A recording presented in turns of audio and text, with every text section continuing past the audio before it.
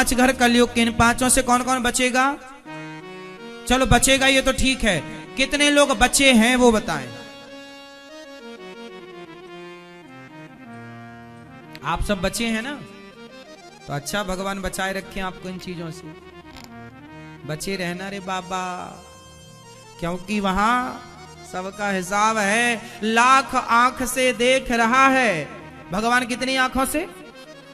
लाख आंख से देख रहा है तुझे देखने वाला, सच की खेती कर ले चतुर नर, समय गुजरता जाता, मेरे मालिक की दुकान में सब लोगों का खाता। कलयुग राजा परीक्षित को, राजा परीक्षित के सिर में मुकुट थी ना, वो सोने की थी, वो जरासंध की थी। खोपड़ी में बैठ गया और बिगाड़ दिया बुद्धि, संत का अपमान हो गया, 7 दिन में मरने का श्राप लगा। राजा परीक्षित जी सुखदेव भगवान से कह रहे हैं, गुरुदेव जिसे 7 दिन में मरना हो उसे क्या करना चाहिए?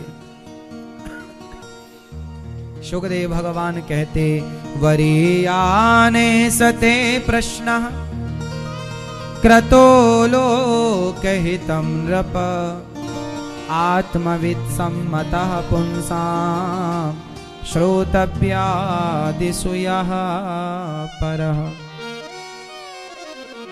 निद्रया ह्रियते नक्तं व्यवायेन च वावयः, दिवाचार्थे हया राजन् कुटुम्ब भरणेन वा।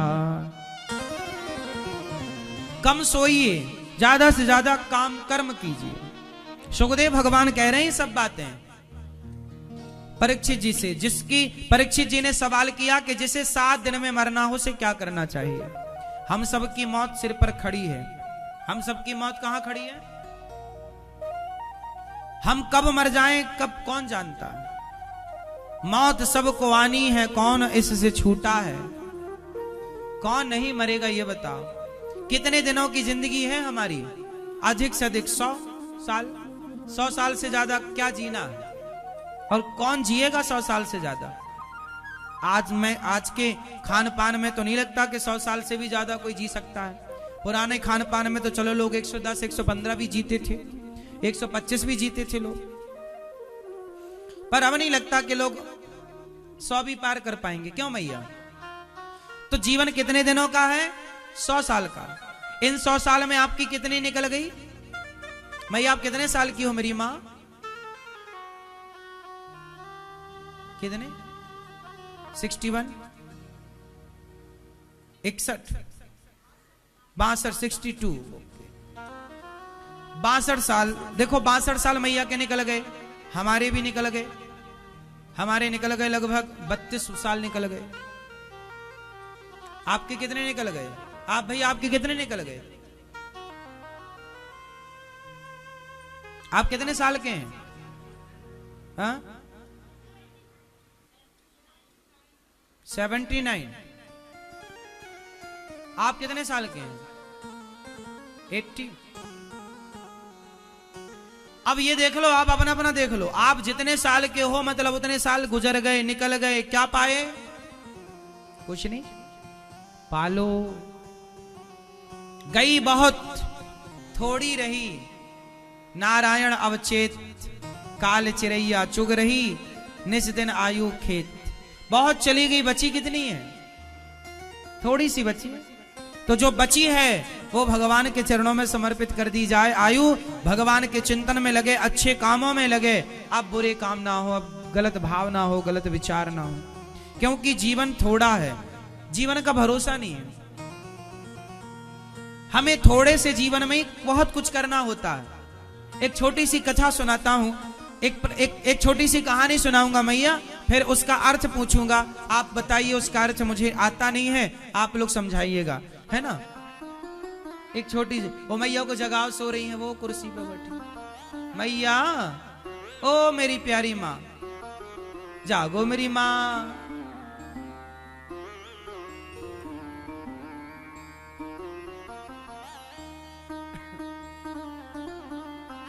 सो रहे हैं जो उनको जगा दो, जाग रहे हैं जो उनको सावधान कर दो। सावधान। एक छोटी सी कहानी रही ये, और उसका अर्थ बताना आप सब। एक पिता ने अपने बेटे को 100 रुपए देकर बाजार भेजा।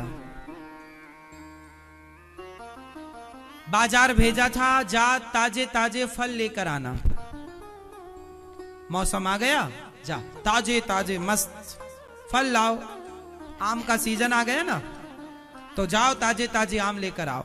बेटे ने कहा जी पिताजी, 100 रुपए लिया और बाजार गया, ताजे ताजे फल लाने गया है।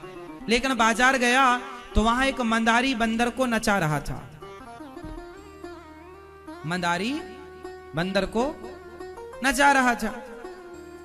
तो ये जो 100 रुपए लेकर आया था ना, इसको वो मंदारी का खेल बड़ा अच्छा लगा, बंदर का नाच। तो वहीं खड़ा हो गया और देखने लगा। जब बंदर का नाच पूरा हुआ तो बंदर ने कटोरा उठाकर सबसे मांगा। तो इसके पास कितने रुपए थे? कितने रुपए थे इसके पास? 100 रुपए। इसने पूरे 100 रुपए, बंदर में इतना प्रभावित हो गया बंदर से, 100 रुपए उसने बंदर को दे दिए। मंदारी चला गया। अब जब मंदारी गया तब इसे होश आया कि मैं तो फल लेने आया था। पर जब फल लेने की याद आई तब तक दुकानें बंद हो चुकी थी। खाली हाथ लौट करके चला गया। पिता ने कहा फल लाया? बोले नहीं लाया। क्यों? बोले दुकान बंद हो गई थी। अरे तू तो टाइम से गया रहा, फिर दुकान?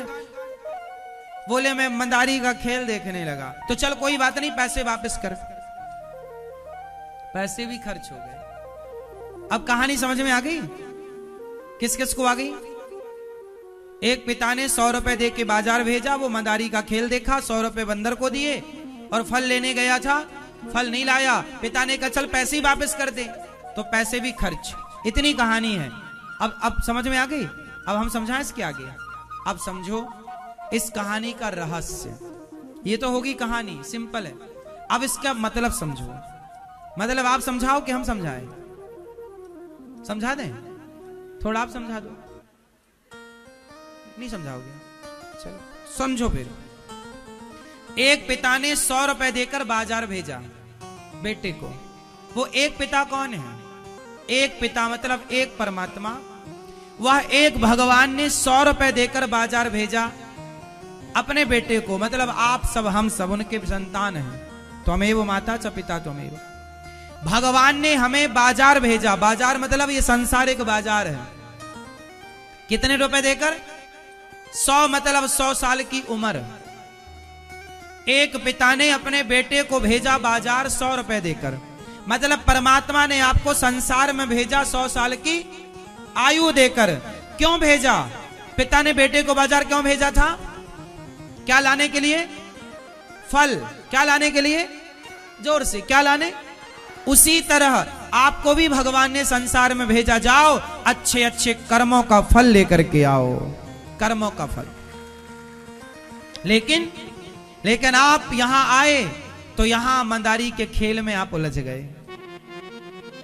वो बच्चा बाजार गया तो किस में उलझ गया? मंदारी के। उसी तरह आप भी मंदारी के खेल में उलझ गए। मंदारी का खेल क्या है? पत्नी आपको नचाती है, पति आपको नचाता है, आप बच्चों को नचाते हैं, फिर बच्चे आपको नचाते हैं, सारी जिंदगी आप नाचते हैं। हाँ या ना? तो ये जो है संसार का माया जाल, पति पत्नी, बेटा बेटी, पोता पोती, नाती पंती संती अंती, ये सब क्या है? ये बंदर का खेल ही तो चल रहा है। ये मंदारी, कभी तुम नचा रहे हो उन्हें, कभी वो तुम्हें नचा रहे हैं। नाचते नाचते कई बार महिलाएं गुस्से में क्या बोलती हैं? हम सवेरे से नाच रहे हैं। हाँ या ना? तो नाचते नाचते आपकी, नाचते नाचते कितने रुपए खर्च हो गए? उसने मंदारी को, बंदर को कितना दिया? हाँ, आपके भी 100 साल की उम्र ये संसार के नाच में खत्म हो गई। पति पत्नी, बेटा बेटी, पोता पोती, ये गृहस्थी की नाच में खत्म हो गई। ये मंदारी गृहस्थाश्रम मतलब मंदारी का खेल नाचने में खत्म हो गया सब। अब क्या हुआ? वो अच्छे कर्मों के फल लाने आए थे, पर वो अच्छे कर्म किए नहीं और केवल नाचते नाचते मर गए। बूढ़े बूढ़े लोग नाचते नाचते मर जाते हैं, नाचते नाचते मर गए, 100 साल खत्म। अब भगवान के पास गए तो भगवान ने कहा चलो फल लाए हो। जब आपसे पूछा जाएगा क्यों जी अच्छे कर्म करके आए हो? नहीं जी हम तो मदारी में उलझ गए, पत्नी में उलझ गए, पति में उलझ गए, परिवार में ऐसे उलझे कि कब अच्छे कर्म करने थे पता ही नहीं चला कि कब अच्छे कर्म करने चाहिए। अच्छे कर्मों का समय नहीं मिला क्योंकि पूरा समय परिवार में खर्च हो गया। आपका पूरा समय कहां खर्च होता है? परिवार में। जबकि परिवार, इसलिए गृहस्थाश्रम केवल 25 साल का है कि 25 साल में आप शादी, मतलब 25 साल की एज जब हो जाए तो आप विवाह कर लो। विवाह करने के बाद पत्नी के साथ रहो, बच्चे पैदा करो, फिर बच्चों का विवाह कर दो, बेटी का विवाह कर दो, बेटों का विवाह कर दो। जिस दिन बेटा बेटी का विवाह हुआ उस दिन आप गृहस्थाश्रम से मुक्त हो गए। फिर दोनों पति पत्नी भोगी नहीं, योगी बनकर दोनों भगवान के चिंतन में लगो और अपनी उम्र को सार्थक बनाओ, अपनी सांसें सवार लो। वरना यूं ही मंदारी के खेल में पहले पत्नी से प्यार, फिर बच्चों से प्यार, फिर पोता पोती से प्यार, सारी जिंदगी संसार के प्यार में चली गई तो भगवान से प्यार कब करोगे?